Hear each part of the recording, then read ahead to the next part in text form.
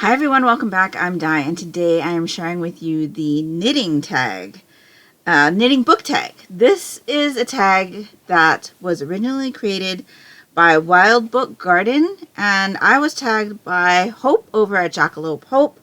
I will link all of the channels down in the description box below.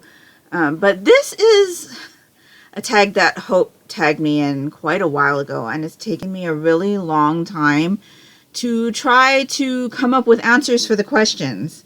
I had a very hard time, and by this point I've had this tag on my list to do for several months, and I still don't have answers for all of the tag questions. So I'm just going to do the best I can. I figured since this was a knitting tag, I would knit a little bit on my Mostly Ghostly. So you saw some of it in the thumbnail, but this is my sweater that I've had on the needles for quite a while, and so since it's just round and round and round, I thought it might be nice to just knit a little bit and talk to you. So yeah, let's get going on this. The first question is cast on, so obviously that's where we're going to start, right?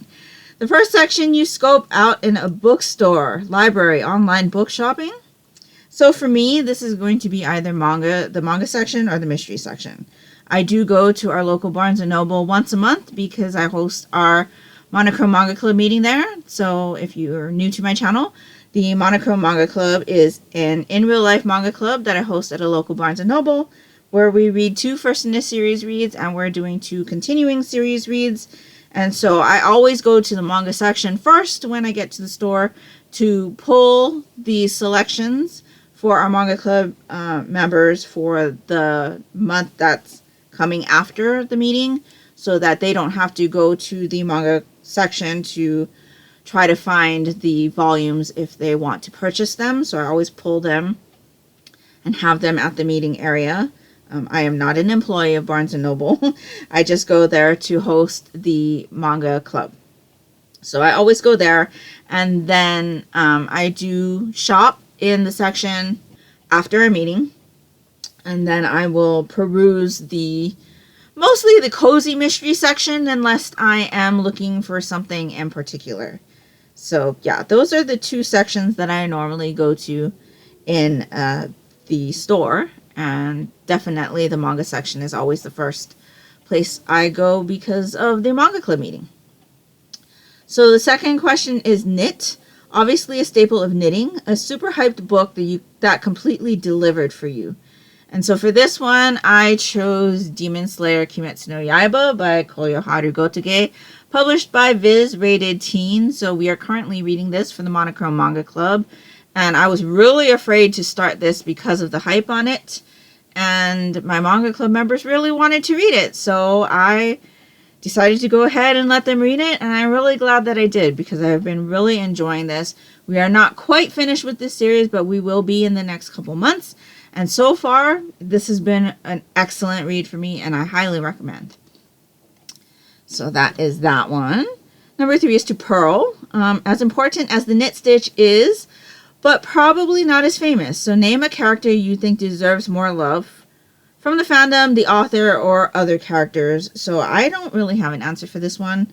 I don't really follow a lot of the fandoms for characters, and a lot of times the types of books and things that are being read for those types of characters are not the types of things that I normally read. So like, I don't know, I think there's a following for like some of the Shadow and Bone characters, or the Court of Thorns and Roses series. I haven't read either of those yet.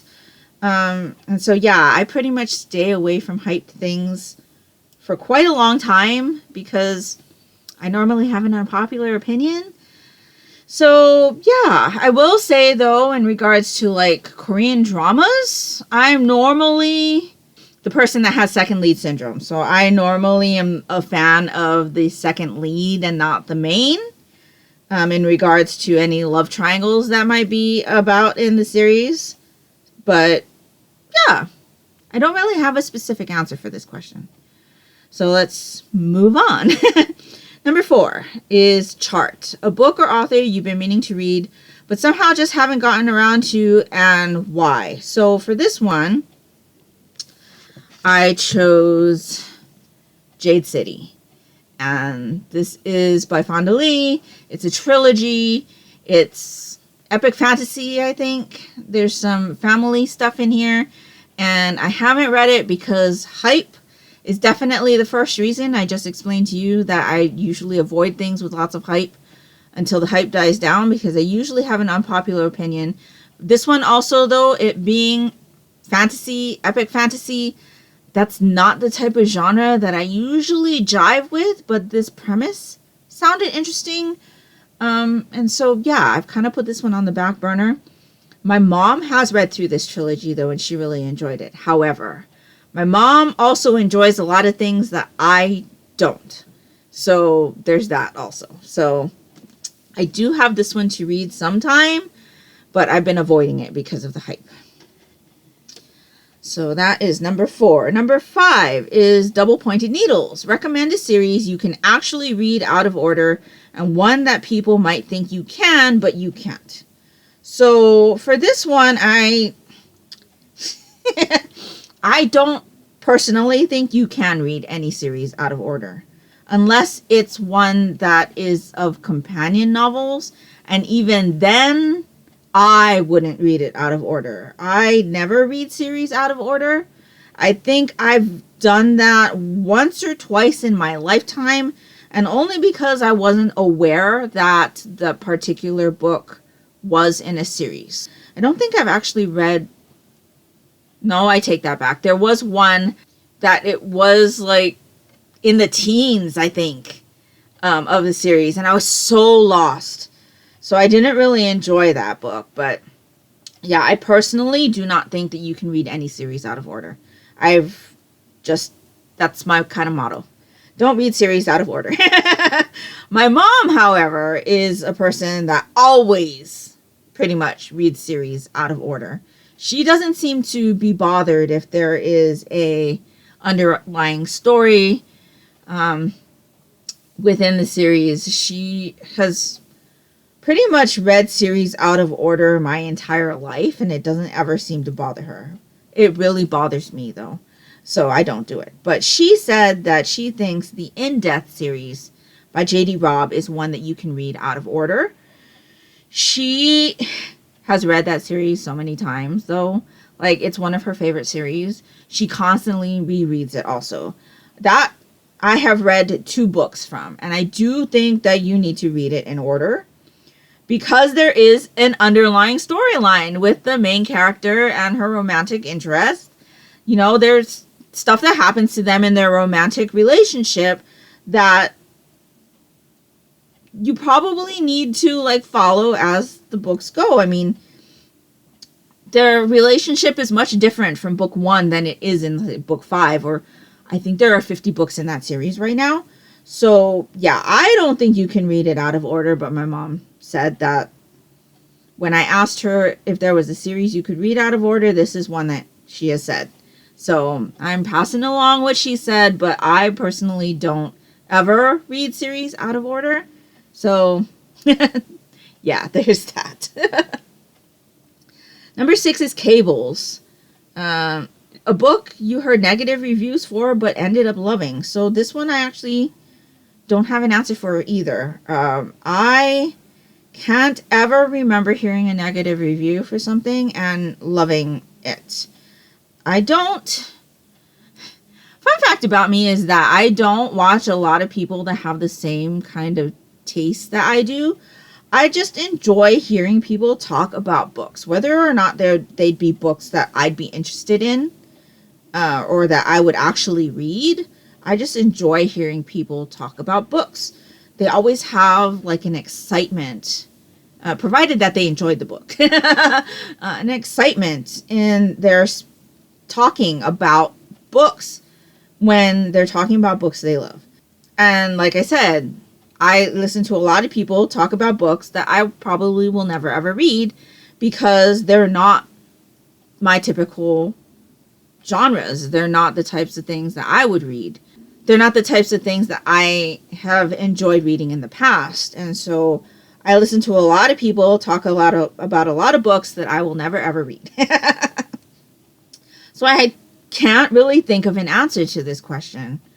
I don't think there's ever been a time where I've heard somebody who has talked about a book that I would read, give it a negative review, and that I have actually picked up and enjoyed. Because most of the time, I probably wouldn't read it if I heard somebody talk about a book that I probably would read, and probably I wouldn't pick it up because the person that I was listening to talk about it probably has a similar taste to me, or at least I know what their tastes are enough to know whether or not it would be something that I would enjoy.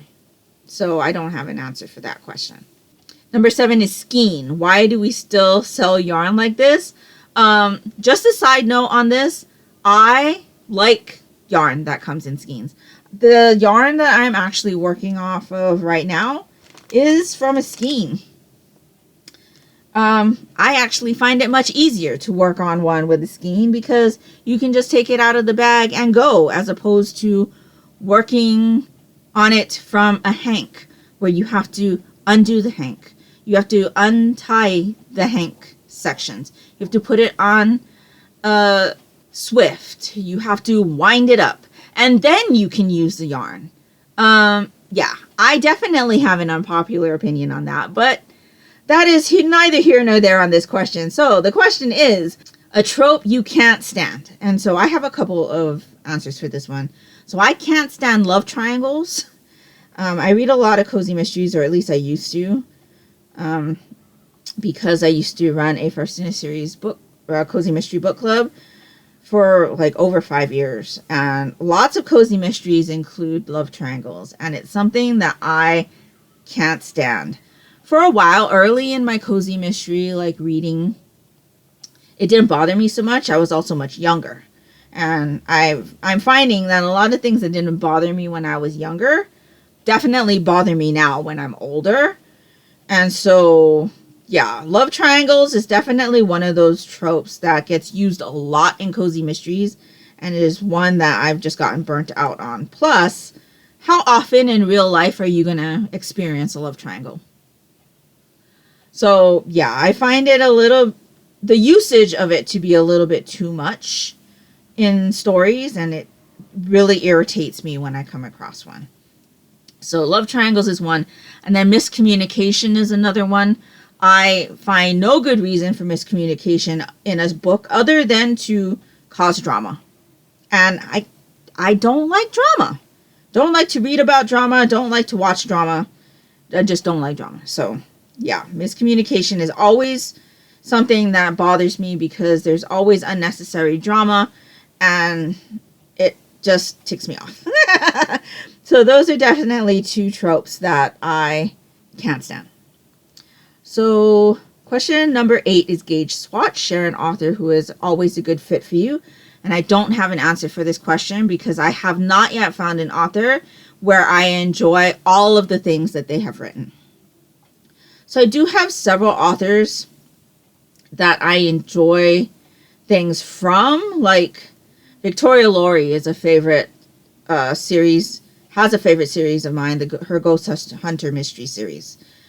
I absolutely love the Ghost Hunter Mystery series, but she has a long-standing series called the Abby Cooper Psychic Eye Mystery series that I just can't get into.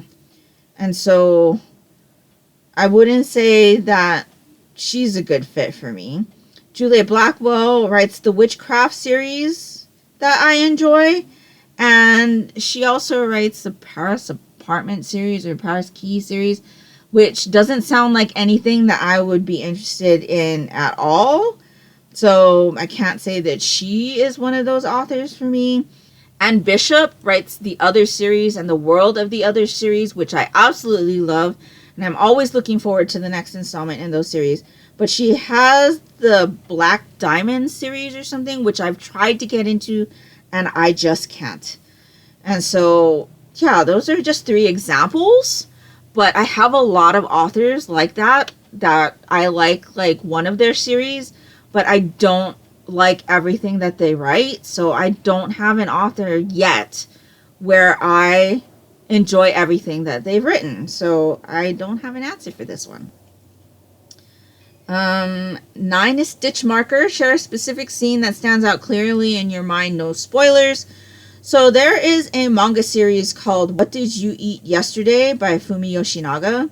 This is a contemporary series about a gay couple, and we follow them from when they are, I'm not even sure how old they are when we first start the series. They're adults. They're living together. One is a hairdresser and the other one is an attorney. And we just follow their daily lives, like their work day, and then a lot of it is based on their conversations at the dinner table. So the lawyer character really likes to cook, so we see him put together a lot of meals. We see him go to the grocery store and put together menus based on what's on sale that day. And it's just a nice contemporary story about these two men enjoying their lives together and the things that they experience. But a lot of it is based on what they eat and what they cook to eat, and gatherings with friends based around food. So it's really food based, but you also follow this couple throughout their lives. And one of the more recent volumes have them talking about planning for the eventual passing of them, because they are getting along in the years. We do follow them throughout their lives, like I said. And there's just one scene while they're talking about this that really, really got to me. It's probably the most emotional scene there has been in this series for me so far. And if you know me, you know that I don't read a lot of contemporary at all, let alone romance. Now, even though we're following a romantic relationship between these two gay men, it's not really romance. It's not like, there's no bedroom scenes. There's no real affection shown between the two characters either. Within the manga, but it's very slice of life-ish. There's a lot of just day in the life of this couple, and every time we see them, they're a little bit older. And now, with that scene looming, I'm just like, where's the series gonna go? Like, are we gonna follow them until one of them eventually passes? Like, that's gonna be super sad. And so, yeah, it's definitely one series that I'm not the type of person that reads a lot of this stuff, but this particular series has really caught my attention, and I have just enjoyed everything that I've read in this series. So I highly recommend What Did You Eat Yesterday if you haven't read it yet. Number 10 is Yarn Weight. Super useful info to take in a glance. Do you have some bookish taste buddies? This could be someone you have really similar taste to in general, or for a specific kind of book. So for this one, I'm going to choose Sue Morrow over at Sue's Book Nook. They have the same birthday as me. Not the same year, I don't think, but same day for sure. They talk about mysteries and manga, and they were the first one that I ever saw talk about manga on YouTube. And even though I started my channel talking about manga from the very first video, they were the first other ones who I've seen talk about manga. And so I definitely enjoy watching them talk about the mysteries and the manga that they read. And so, yeah, definitely go check out Sue if you haven't. 11 is that novelty yarn someone gifted you because they heard you like knitting, but it's impossible to work with. What's a book that looked perfect for you on paper but just didn't work out? So this one is Dead Silence by S.A. Barnes.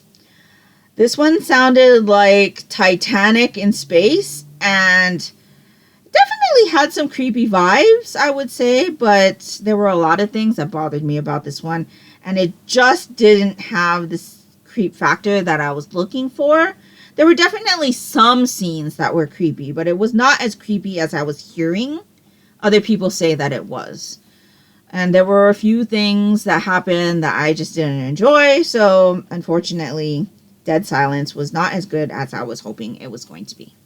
So 12 is Scarf, the perfect starter project. Recommend a good book for getting into a genre or kind of book. So I actually have a manga for mystery readers video. I did it last year for March Mystery Madness. So if you're interested in getting into manga and enjoy reading mysteries, definitely check that video, which I'll link down in the description box below. I definitely do a lot of series first impressions videos for manga, so if you're interested in hearing my thoughts on any of the series, I'll link my Monochrome Manga Club series first impressions video down in the description box below as well. And so, yeah, if you're interested in getting into manga, you might want to check out some of those videos. 13 is socks. Handmade socks are way harder than they look. Talk about an underappreciated author who deserves more hype. So I don't have an author for this. I don't have an answer for this. I just don't know. I mean, I would think that a lot of the authors that I do read need more hype because I don't typically read what everybody else reads. But I can't really pick one. So, yeah. Number 14 is Cast Off. A weirdly specific thing you love. Could be a trope, something in book construction, etc. So for this one, I picked flexi-bound books. So I have an example here. This is like leather, I guess. I just really enjoy these. They're a little bit sturdier than a paperback, but much lighter than a hardback. And I wish more books came like this. So this is actually a Word Cloud Classic Edition, which I collect. I haven't read The Phantom of the Opera yet, but I really want to. And I wish more books came in the flexi-bound edition. I don't enjoy hardbacks because they're too heavy and they're too clunky for me to read. So I definitely prefer paperback, but if more books came like this, I definitely buy this version instead. So number 15 is Crafting Party. Honestly, one of the best parts of any hobby is sharing it with friends, tags, people who craft or might like to answer these questions. So I actually have two people. I have one that knits and one that doesn't. So the one that knits would be Vanessa over at the Crafty Planty Life podcast. I'll link her down in the description box below. She knits. I know she reads, but she reads much different things than I do. So I'd be really interested to see what her answers to this would be. And then my second person would be Janaea over at Live a Thousand Lives. She crochets, but I think she might be able to answer the questions even though it doesn't have the relationship to knitting. So I'll link those two people down in the description box below. And that's pretty much all I've got for you today. So I'm sorry, Hope, that this has taken so long, but I finally got it done. Let me know down in the comments below if you have any answers to these questions or if you've done this tag. I'd really love to know. If nothing else, and you'd just like to let me know that you were here, if you could leave me a yarn ball emoji down in the comments below, that would be greatly appreciated and would really help me out. And that will do it for me today. So I hope you're all doing great. I hope you're all safe and healthy. And until next time, take care and smile always. Bye.